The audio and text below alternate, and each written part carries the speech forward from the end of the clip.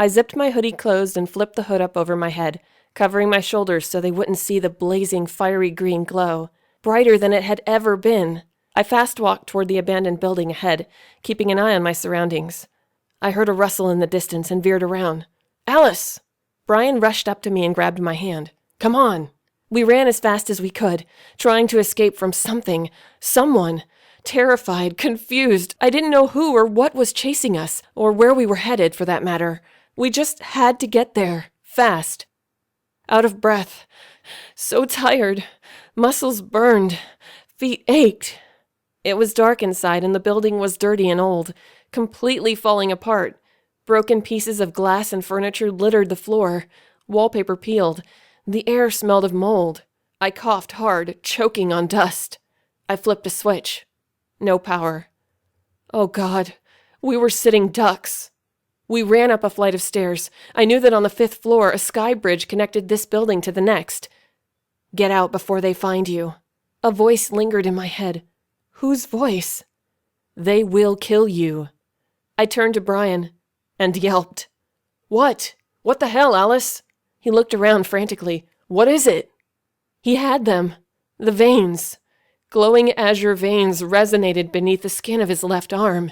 The light started from just above his elbow and stretched down to his fingertips, mirroring my own in every way except in color. "Your arm! What? We don't have time for this. We have to find her." Her who? "What's wrong with you? We have to find her and get to the door before they find us." "Door? What door?" Something crashed behind me and I gasped. "Let's go." Brian grabbed my wrist. We ran, dodging debris and hopping over broken planks of wood and ceiling tiles. More dust clouded the air. I coughed, covering my mouth with my sleeve. The rooms crumbled. Every step was a hazard. The floor could give any second. 3rd floor, 4th floor, 5th floor. The sky bridge was just ahead. Only a few sliding glass doors and shattered ceiling tiles stood between us and freedom. I rushed toward the doors and started lifting and tossing aside debris. Brian helped, digging into the piles of musty drywall and kicking pieces out of the way. Something sliced my palm and I grunted, turning over my hand. A deep hairline wound split open and blood oozed from my palm.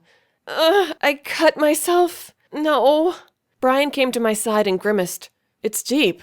He looked around for the culprit and found it at my feet, a glimmering tin ceiling panel. "Damn it, that's no good." He wasted no time in removing his overshirt and quickly wrapping it around my hand. He tucked a tail end into a fold and pulled it snug. I flexed my fingers. It would have to do. "I'll get the rest," he said, making short work of what was left in our way. The ground rumbled beneath our feet. It sounded like a floor had collapsed somewhere else in the building. "Help!" A female voice, muffled. "Help me!" Again. Brian perked up and listened. "This way." He motioned to the right. "I think she's over there." I took a step and stopped. "No, Brian." I held my ground. "We have to go forward. We can't stop for anyone. They warned us." Somehow, I couldn't even remember who they were. "Whoever she is, she's in trouble." He glared at me as if I were the most selfish person on the planet. "We have to help her." We had almost reached the next building and freedom from this death trap. There wasn't much ground left to cover, only a glass bridge that could crumble in an instant if another tremor came through. The glass already showed stress cracks, but we couldn't get separated. The look on his face made me feel like a villain, and I couldn't stomach his disappointment if I said no again. "Okay, but we have to hurry." I hopped over a small pile of broken paneling and followed him. My hand ached.